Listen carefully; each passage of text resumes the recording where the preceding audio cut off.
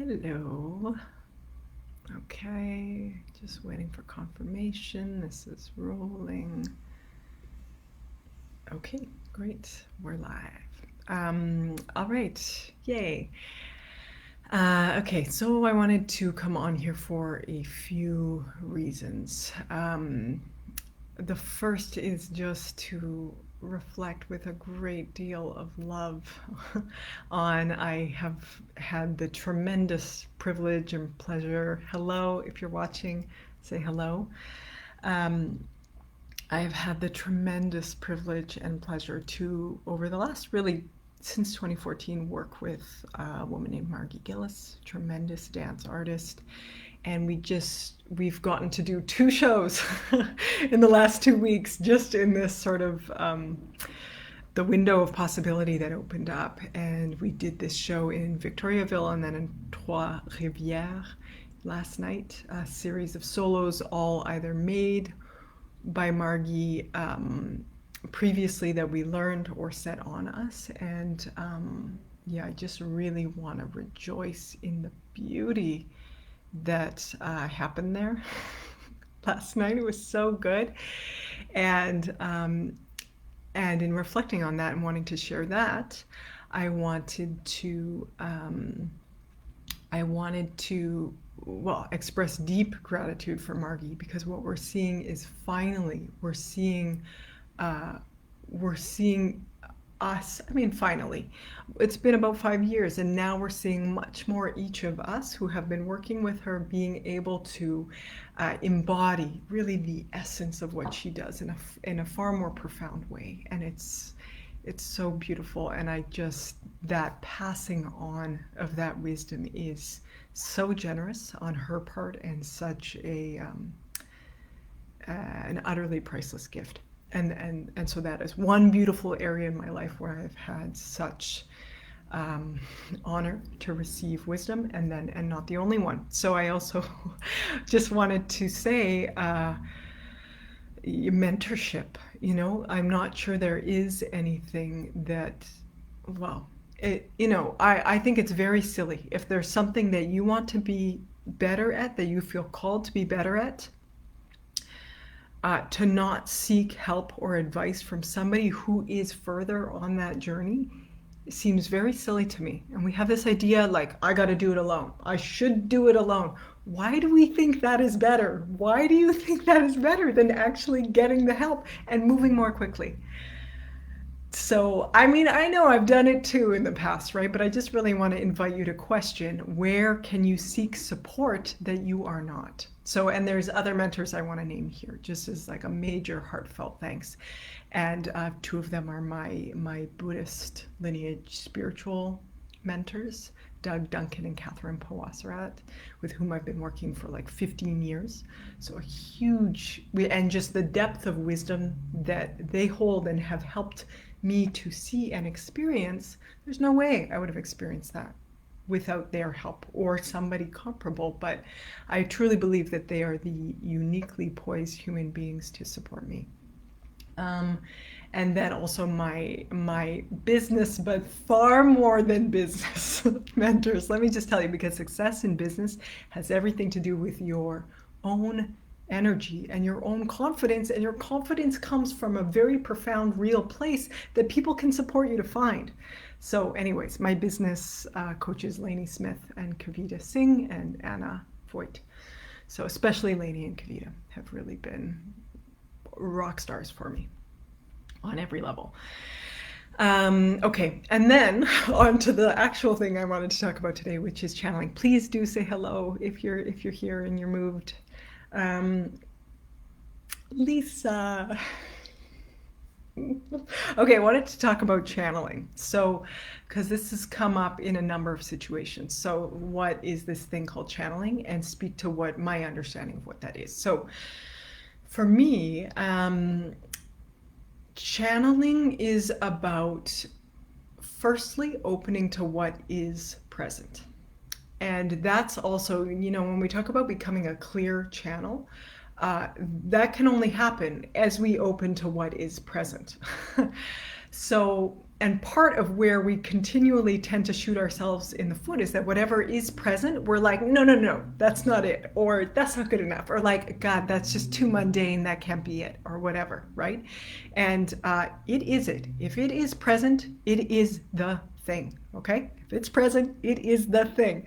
And in accepting it, it may not be all that profound, but we're not the ones to judge. And just the act of judging cuts us off from the wisdom, right? And in the accepting of it, that also opens the flow for deepening understanding. So I wanted to speak to that.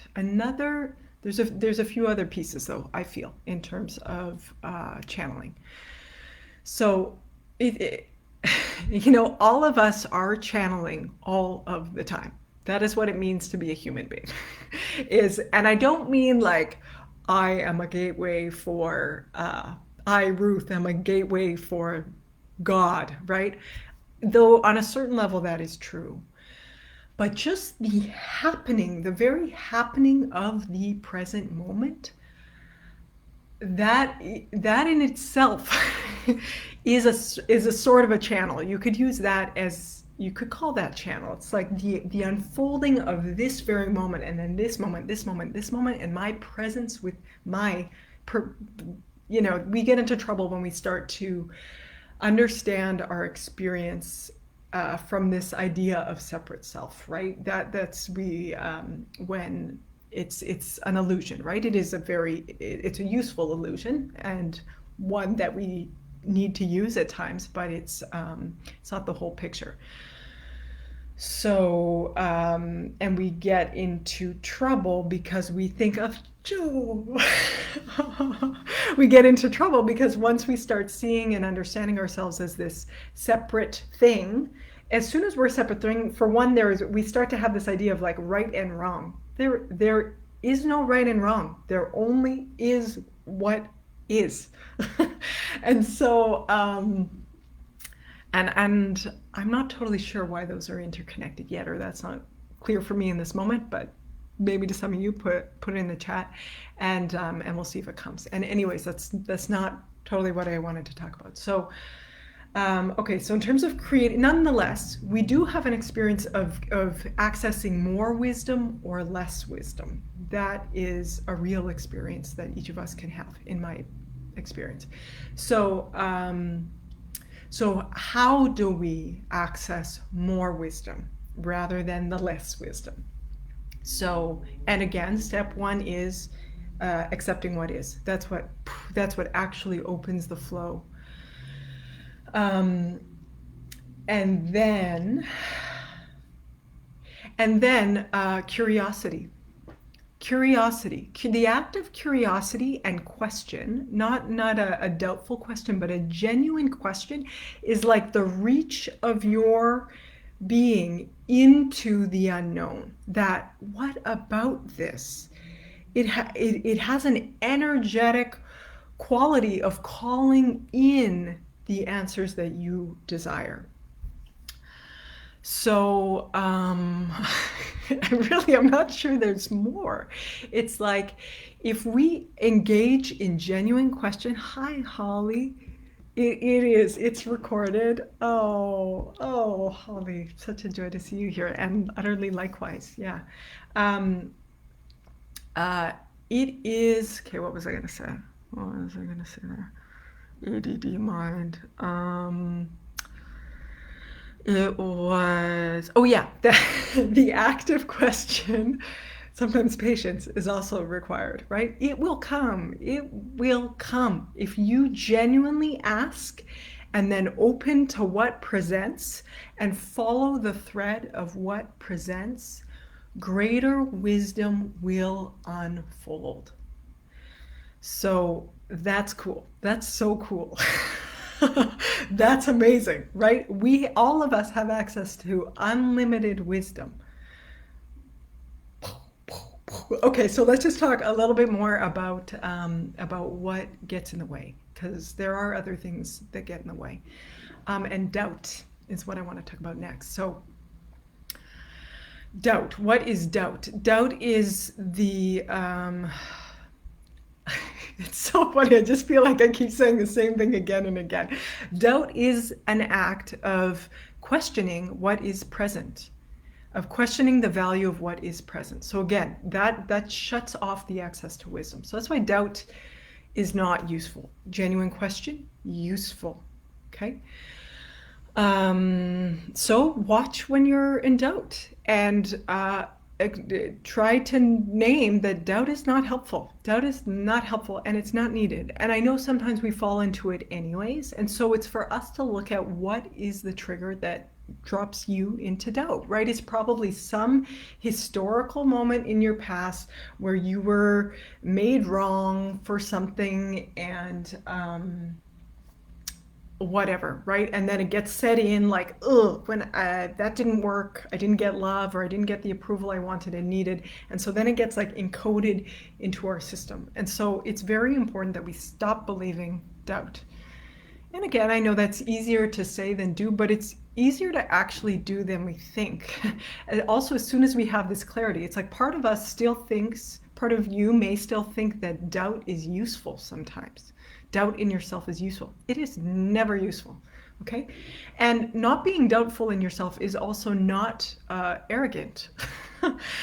It's not arrogant, right? In fact, it's what gives us, and again, I've said this before, it's what gives us the basis of courage to actually engage in a dialogue in a meaningful, genuine way, right? Because when we acknowledge that, okay, what is present is valid, it doesn't mean it's the whole story. It doesn't mean what the other person brings is also inherently valid, right? So if there's a disconnect between what I'm experiencing and they're experiencing, let's have an open dialogue, a genuinely open dialogue. And then the other pieces of the puzzle that we need will fall into place. Okay, was there anything else about channeling? Okay, yeah, I wanted to talk about, so my experience is more, so I've fairly recently, been more exposed to this idea of like spirit guides or a connection. I lost somebody very dear to me back in November, and of experiencing a connection to him, even though he's no longer a living human being, experiencing a connection to his energy. And so the way of languaging it or understanding this that works for me is that it isn't so much about and so, okay, there's a few more things I have to say. So then I was getting into this trap of like, well, what is spirit and what isn't spirit, and how do I discern between, because my experience of sort of spirit, the communication of spirit, was that it was, for lack of a better term, higher frequency, higher vibration. It felt more pure. And so that remains true. And yet I don't think it necessarily serves us to discern between what's spirit and what's not spirit. I think that creates an artificial divide, right? In Buddhist theory and practice, we're not, it's all empty. The nature of every experience is empty, and that's absolute truth. And yet, here we are also simultaneously having a tangible experience. So I'm not sure that's everything I need to say in terms of setting that polarity up. But what I do want to talk about, so if it's not clear, please ask. But what I do want to talk about is, okay, so then in my experience, it's more like a gradation of energy quality. So there's kind of Ruth's habitual thinking patterns, which are like this, I don't know that works, but like, let's say like a 2 or a 3 on the energy vibrational quality scale. And there's the energy of feeling love from sources beyond, which is like a 7 or an 8 or something. And then there's the experience of total emptiness of union with all things, which that would be more like that's a 10, right? That's doesn't get bigger than that complete experience of oneness.